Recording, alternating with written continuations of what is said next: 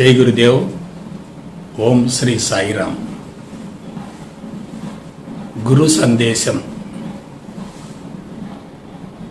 7వ రోజు కార్యక్రమానికి హాజరైన మీ అందరికీ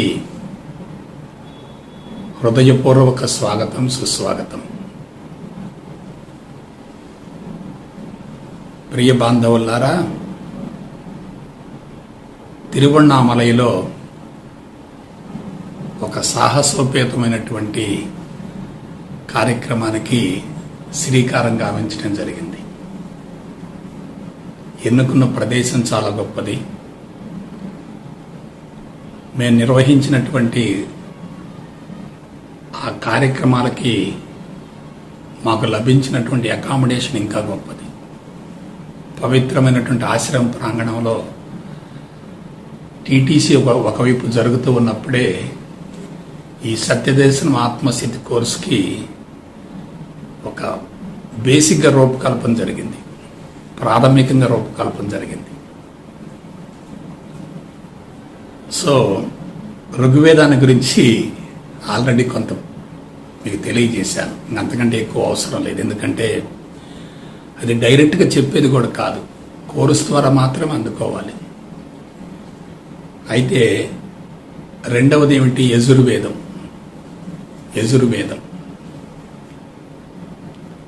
యజుర్వేదం యొక్క మహాపదం ఏంటంటే అహం బ్రహ్మాస్మి, నేను సాక్షాత్తు భగవంతుడను. ఇక్కడ ఒక విషయం చెప్తున్నాను, మరోసారి చెప్తున్నాను. వేదం అంటే భగవంతుడు, వేదం అంటే విశ్వం, వేదం అంటే సత్యం, వేదం అంటే బ్రహ్మం. వేదం అంటే పుస్తకం కాదు, చదవటం, వల్లించటం, బోధించటం, తెలుసుకోవటం, నేర్చుకోవటం. అసలు ఇది కానే కాదు. వేదానికి ఎంత కాన్సెప్ట్ ఉందో నాకు అవగాహన అయిన తర్వాత నా మీద నాకే అసూయ కలిగింది. అటువంటి సత్యాన్ని బహిర్గతం చేశాను నేను. విద్ అంటే తెలుసుకోవటం. ఆ విద్ అనేటటువంటి మూలధాతువు నుంచే వేదం వచ్చింది. దేని గురించి తెలుసుకోవాలి? భగవంతుని గురించి తెలుసుకోవాలి. భగవంతుడి గురించి శాస్త్రయుక్తంగా తెలియజేసేది కాబట్టి దాన్ని వేదం అన్నారు. ఈ చరాచర జగత్తుకు ఏదైతే ఆధారమో దాని గురించి తెలియజేస్తుంది కాబట్టి వేదాన్ని మూలం అన్నారు. అలాగే అజ్ఞానమైన చీకటిని తొలగించి అంతరంగంలో ఆత్మ జ్యోతిని వెలిగిస్తుంది కాబట్టి వేదాన్ని వెలుగు అన్నారు. అలాగే మరొక విషయం, వేదం కనిపించే దాని గురించి తెలియజేస్తుంది, నడిపించే దాని గురించి కూడా తెలియజేస్తుంది. రెంటిని గురించి తెలియజేస్తుంది. కనిపించేదేమో ఆధేయం, నడిపించేదేమో ఆధారం. ఆధేయం కంటికి కనపడుతుంది, ఆధారం కంటికి కనపడదు. ఆధారాన్ని, ఆధేయాన్ని రెండింటి గురించి తెలియజేస్తుంది కాబట్టి వేదాన్ని సర్వస్వం అన్నారు. సర్వస్వం. అలాగే వేదం ఎప్పుడు మొదలైంది?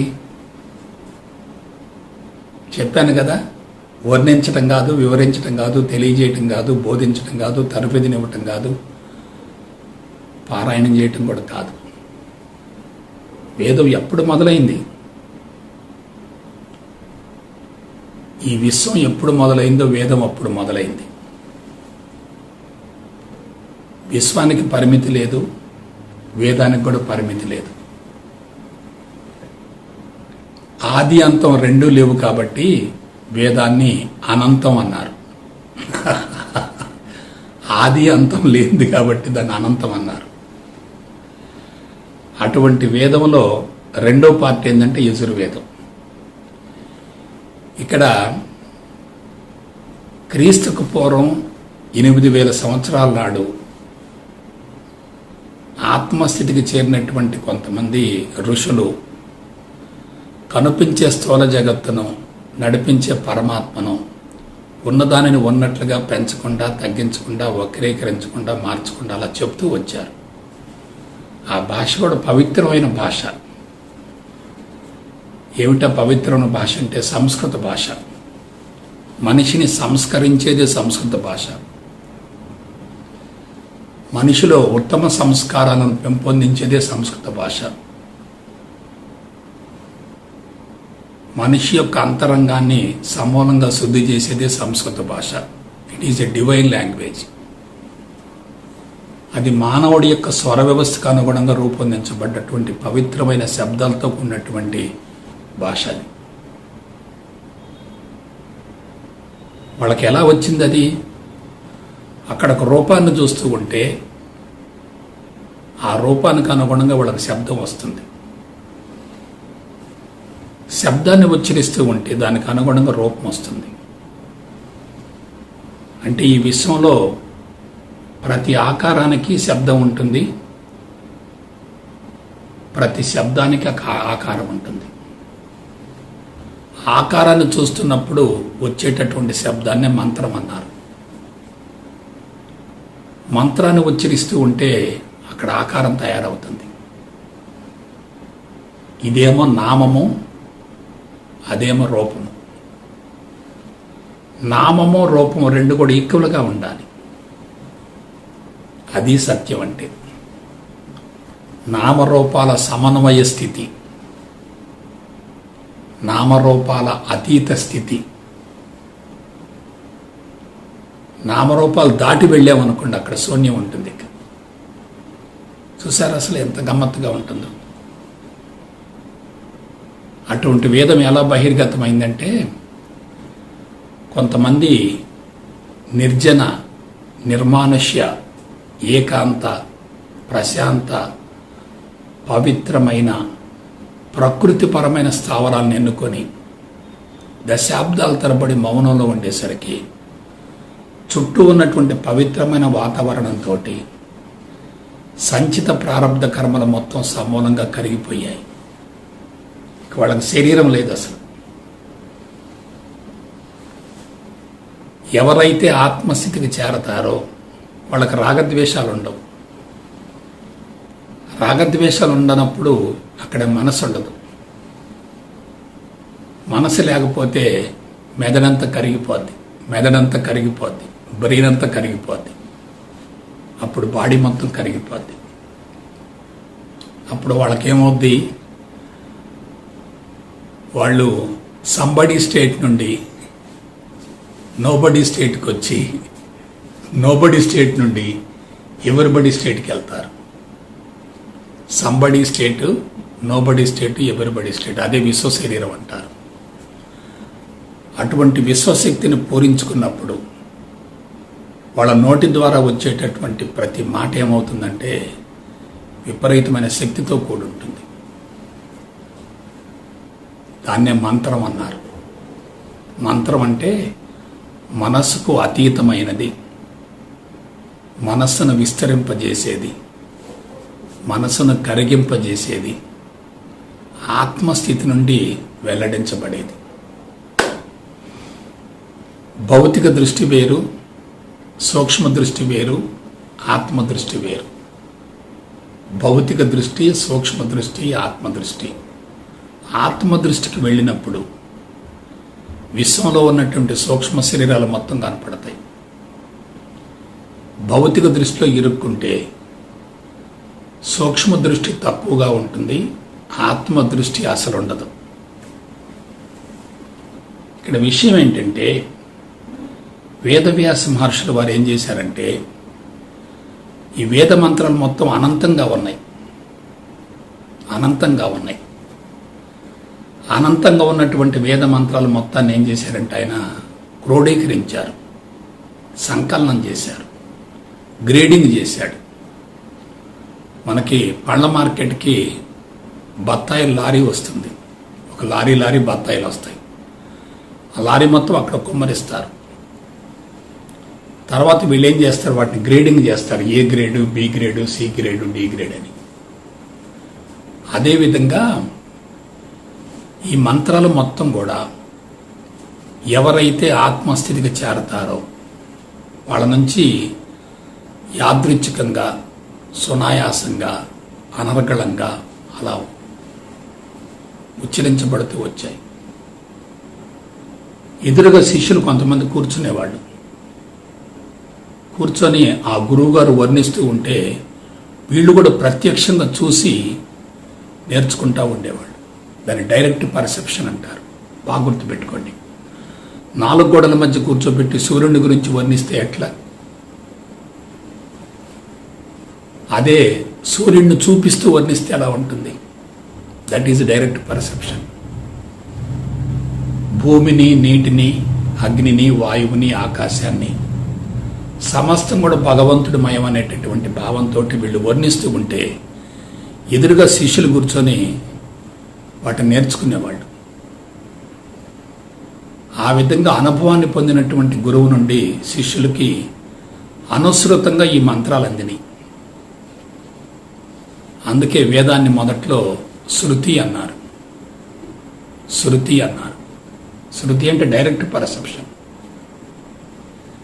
కానీ తర్వాత ఏమైంది? మానవులు ఇంద్రియాలకు బానిసలై అరిషడ్ వర్గాలు ప్రకోపించి భౌతిక ప్రపంచపు మత్తులో పడిపోయి వేదాల సారాన్ని విస్మరిస్తున్నటువంటి తరుణంలో వేదవ్యాసుల వారు వాటిని కంపోజ్ చేశాడు. ఎలా? దివ్య దృష్టితోటి అనంతంగా వేరువేరు కాలాలలో వేరువేరు ప్రదేశాల్లో ఉచ్చరించబడ్డటువంటి మంత్రాల మొత్తాన్ని కంపోజ్ చేశాడు. తర్వాత విభజించాడు. వేదాలను విభజించారు కాబట్టి వారికి వేదవ్యాసులు వారని పేరు వచ్చింది. అంతకుముందు ఆయన పేరు కృష్ణద్వైపాయనులు. అటువంటి వేదాలలో మొదటిది ఋగ్వేదం. దాని మహాపదమే ప్రజ్ఞానం బ్రహ్మ. రెండవది యజుర్వేదం. దాని మహాపదం అహం బ్రహ్మాస్మి. ఇక్కడ ఋగ్వేదం ఒక్కటే మనం తెలుసుకున్నాం అనుకోండి, లోపల అసంతృప్తి ఉంటుంది. ఎందుకంటే మన గురించిన ప్రస్తావన లేదుగా. మన గురించి మనం తెలుసుకున్నప్పుడే సంతృప్తిగా ఉంటుంది. కానీ విశ్వాన్ని గురించి తెలుసుకుంటే మనకు సంతృప్తి ఉండదు. ఎక్కడ కొరత ఉంటుంది, లేమిడి ఉంటుంది, లోటు ఉంటుంది. ఆ యజుర్వేదం అనేది మనిషి యొక్క అంతరంగంలో ఉన్నటువంటి కొరతను కరిగించి వేస్తుంది.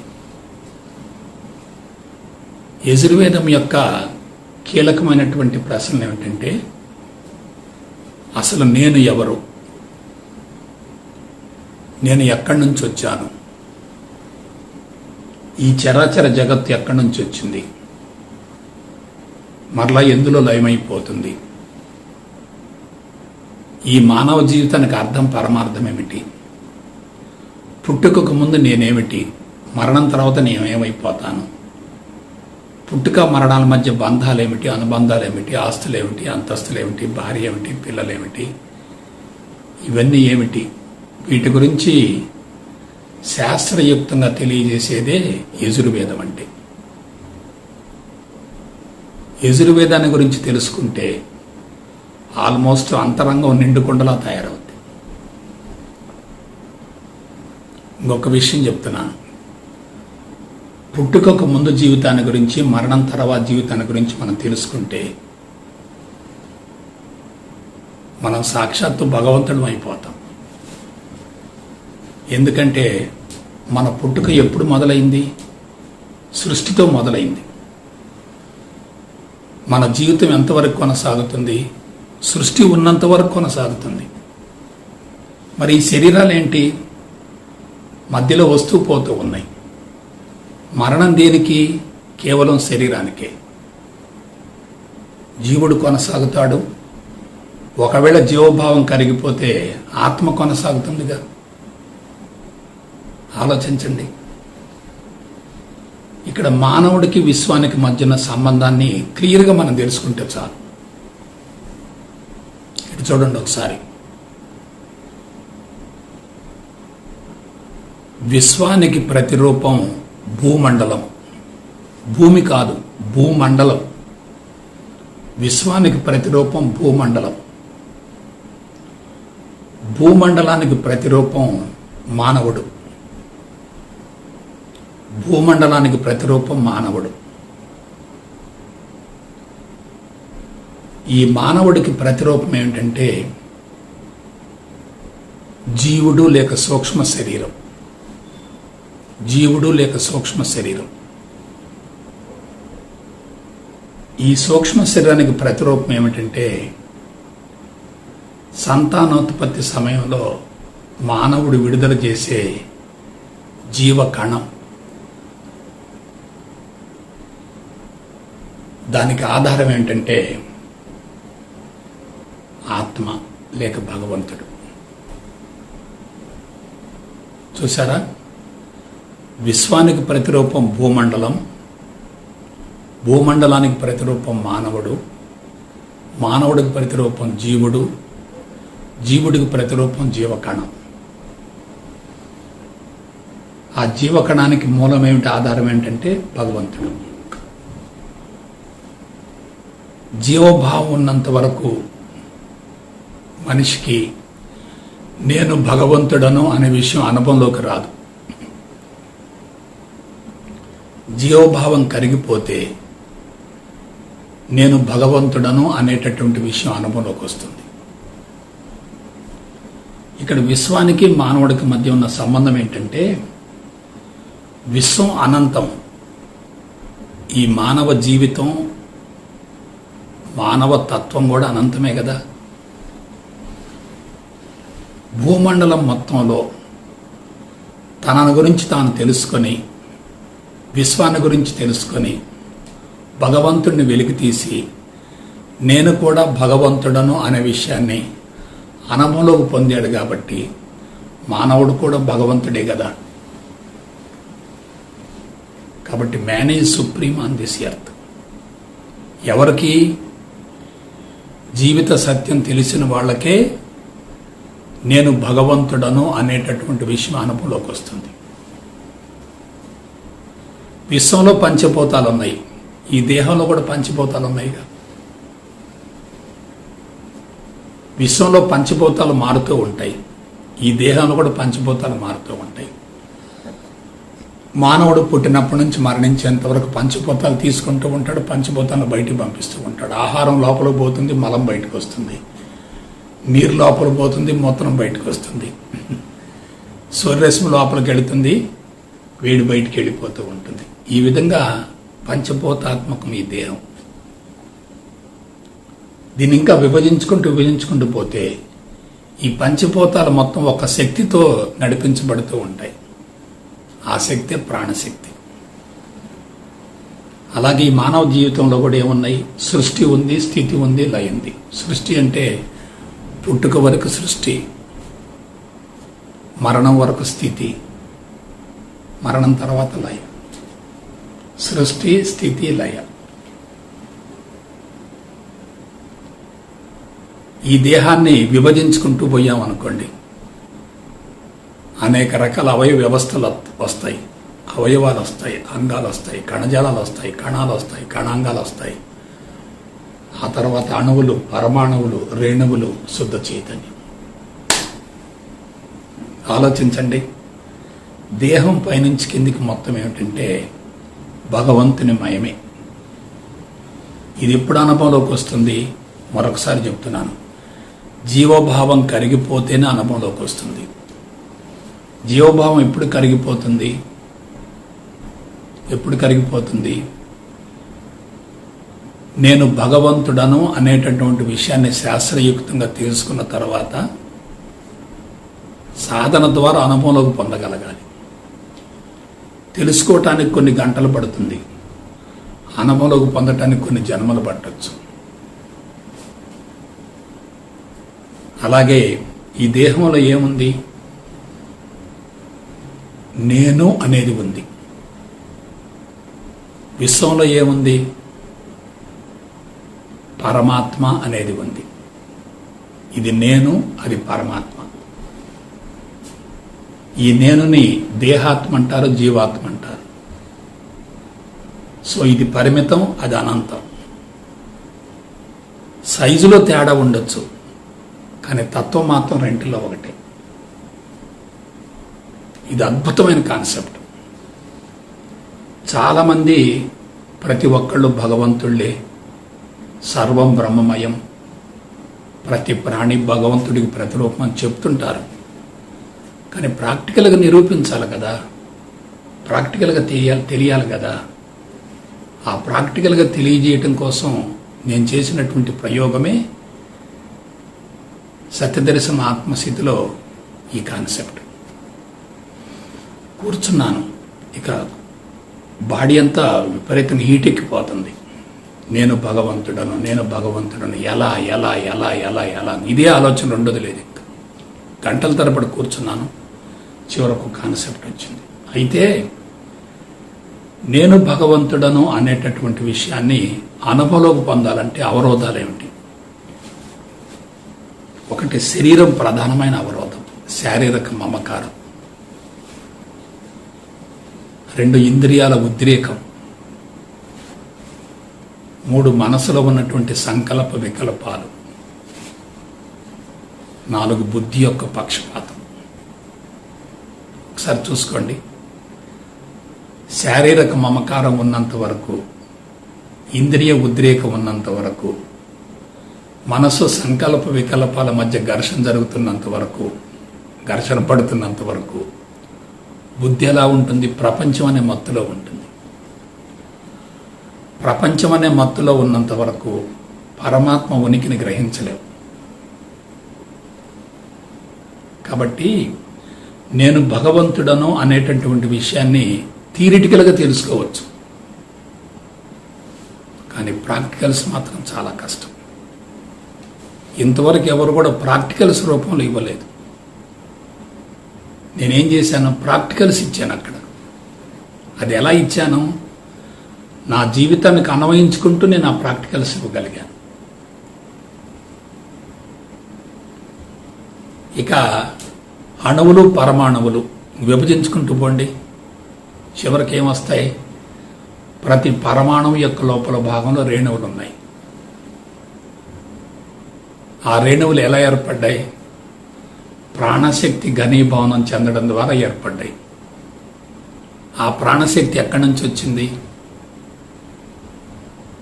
శుద్ధ చైతన్యం ద్వారా వచ్చింది.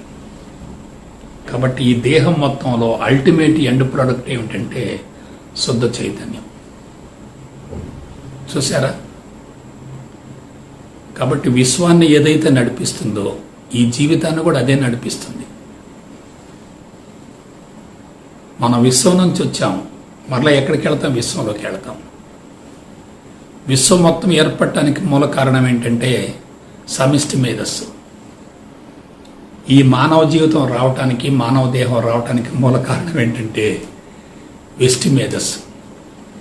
అదేమో సమిష్టి, ఇదేమో వ్యష్టి. అదేమో అనంతం, ఇదేమో పరిమితం.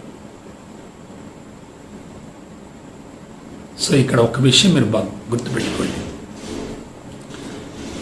నేను అంటే భగవంతుడు, నేను అంటే భగవంతుడు, మేను అంటే ఈ దేహం. నేను అంటే భగవంతుడు, మేను అంటే దేహం. ఈ దేహం కంటికి కనపడుతుంది, కానీ ఈ దేహం లోపల నేను అనేది కంటికి కనిపించకుండా ఉంది. ఈ దేహానికి ఆధారం ఏంటంటే ఆ నేను. ఇక్కడ ఒక విషయం చెప్తాను. నేను నుండి వచ్చిందే మేను,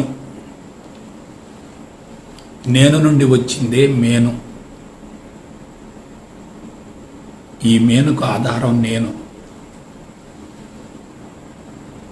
నేను లేకుండా మేను లేదు.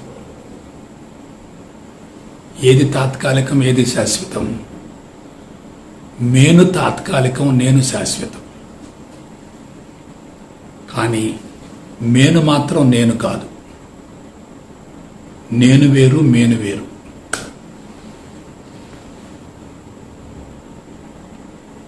ఎవరైతే నేను శరీరం రెండు వేరు అనుకుంటారో, ఎవరైతే నేను శరీరం రెండు వేరు అనుకుంటారో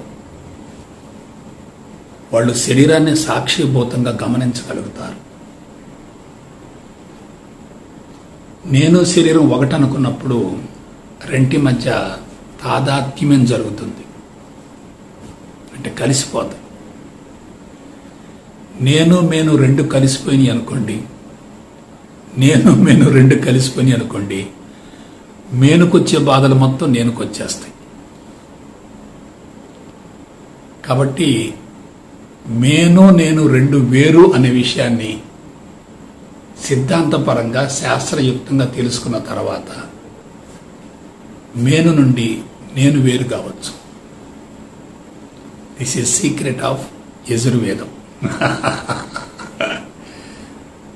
ఋగ్వేదం ఎంత గొప్పదో యజుర్వేదం అంతకంటే గొప్పది. ఒక్కసారి ఆలోచించండి. నేను భగవంతుడను అనేటటువంటి విషయాన్ని సైన్స్ పరంగా తెలుసుకున్న తర్వాత మనసు నిండు కుండలా ఉంటుంది. ఎందుకంటే దేన్నైతే తెలుసుకున్నామో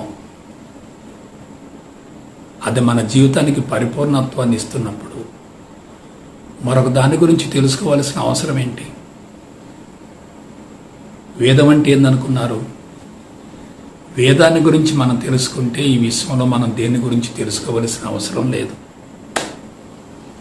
వేదాన్ని గురించి తెలుసుకోకుండా వేరే విషయాలు తెలుసుకుంటాయి, మొత్తం బూడిద పోసిన పన్నీరు. వేదంలో లేనిది ఈ విశ్వంలో లేదు అసలు. నేను భగవంతుడను అనే విషయం ఎప్పుడైతే అనుభవంలోకి వచ్చిందో ఆ మనిషి ఎలా ఉంటాడో నాకు చెప్పండి. అతనిలో కామం కానీ, క్రోధం కానీ, లోభం కానీ, మోహం కానీ, మదం కానీ, మాత్సర్యం కానీ, రాగం కానీ, ద్వేషం కానీ, మమకారం కానీ, అభిమానం ఎందుకుంటాయి? ఇంకా ఒక మాటలో చెప్పాలంటే అసలు శరీరమే లేదనే భావన కలుగుతుంది. ఇంకొంచెం ముందుకెళ్ళి చెప్పాలంటే విశ్వమంతా నేనే అనే భావన కలుగుతుంది. అదే సంబడి స్టేటు, నోబడి స్టేటు, ఎవ్రీబడి స్టేట్. కాబట్టి తనను గురించి తాను తెలుసుకున్న వ్యక్తి అందరి గురించి అన్నిటి గురించి తెలుసుకోగలుగుతాడు. తనను గురించి తాను తెలుసుకోకుండా వేరే విషయాలు తెలుసుకుంటా ఉంటే తనను గురించి తెలియదు, వేరే విషయాలు కూడా తెలియవు.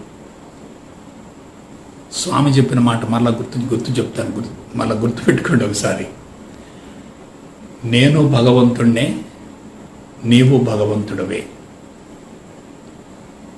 నేను భగవంతుడను అనే విషయం నాకు తెలుసు, నీవు భగవంతుడవు అనే విషయం నాకు తెలుసు.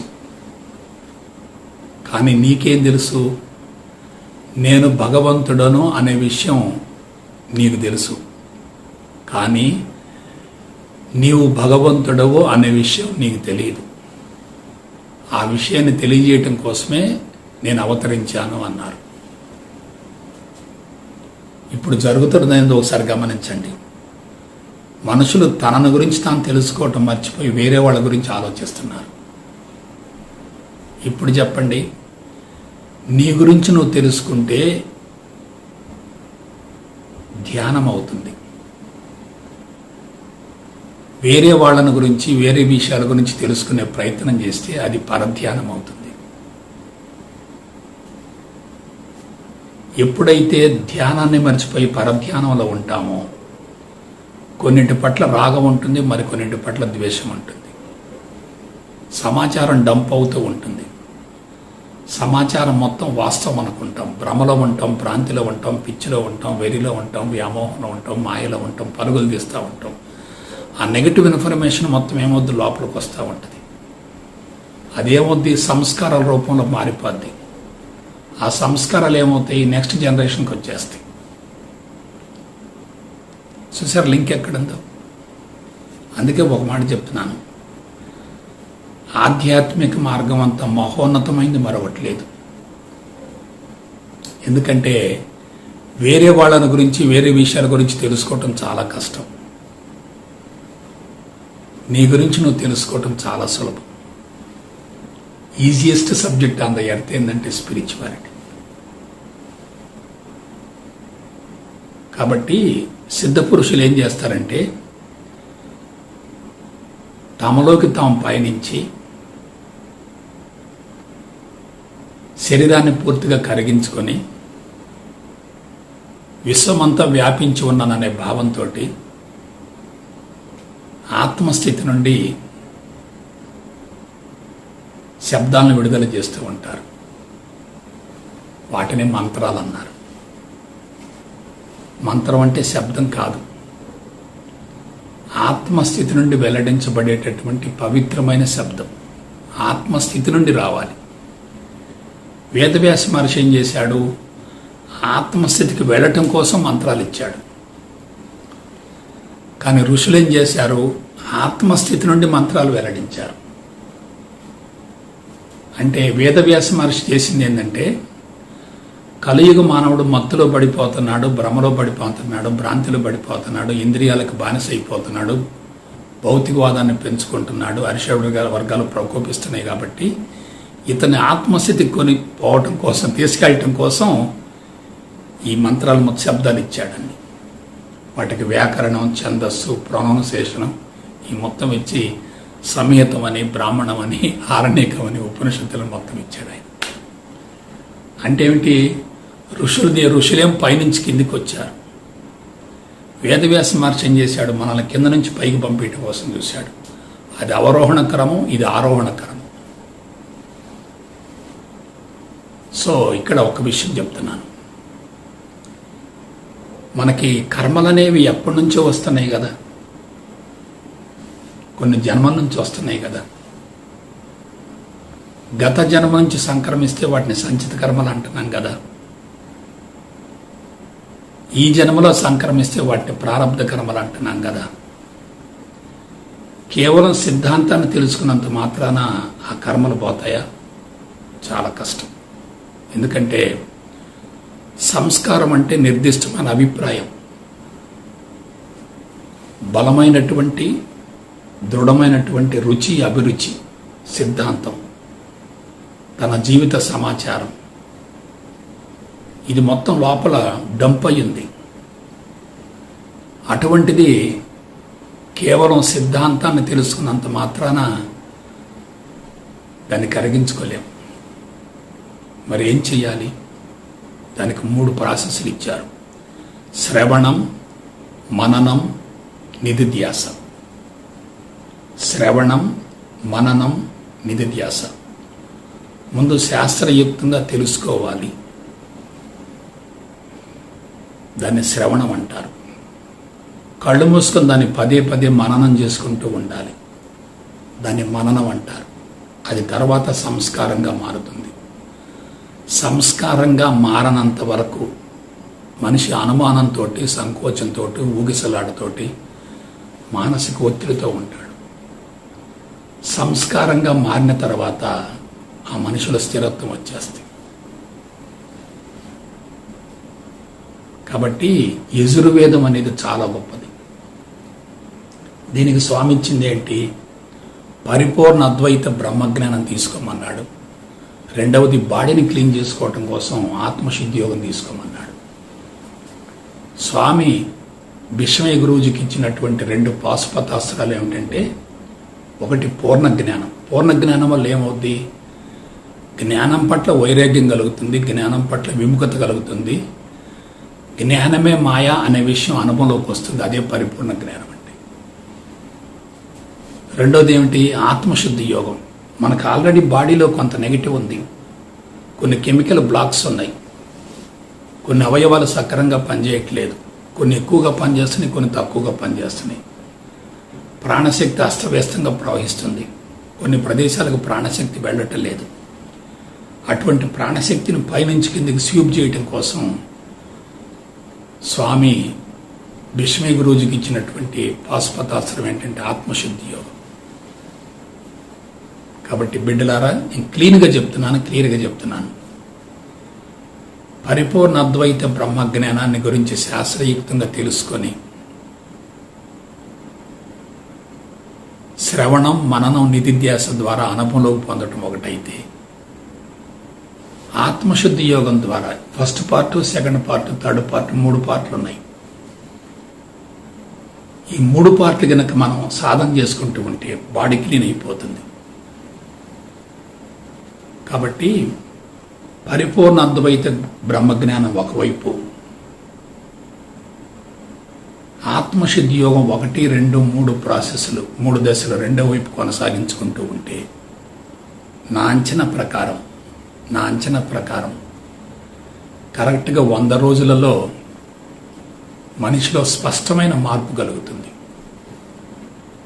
సిద్ధాంతాన్ని వింటే ప్రభావితం అవుతారు, కానీ మార్పు రాదు. ఇన్ఫ్లుయెన్స్ కావటం వేరు, ట్రాన్స్ఫర్మేషన్ జరగటం వేరు. సిద్ధాంతం తెలుసుకున్నంత మాత్రాన మనకు మార్పు రాదు, అది అనుభవంలోకి రావాలి. అనుభవంలోకి రావాలంటే సద్గురువు యొక్క మార్గదర్శకత ఉండాలి, శాస్త్రీయపరమైన విధానం ఉండాలి, పరిపూర్ణ అద్వైత బ్రహ్మజ్ఞానం ఉండాలి, బ్రహ్మోపదేశం ఉండాలి, క్రమం తప్పని సాధన కొనసాగాలి.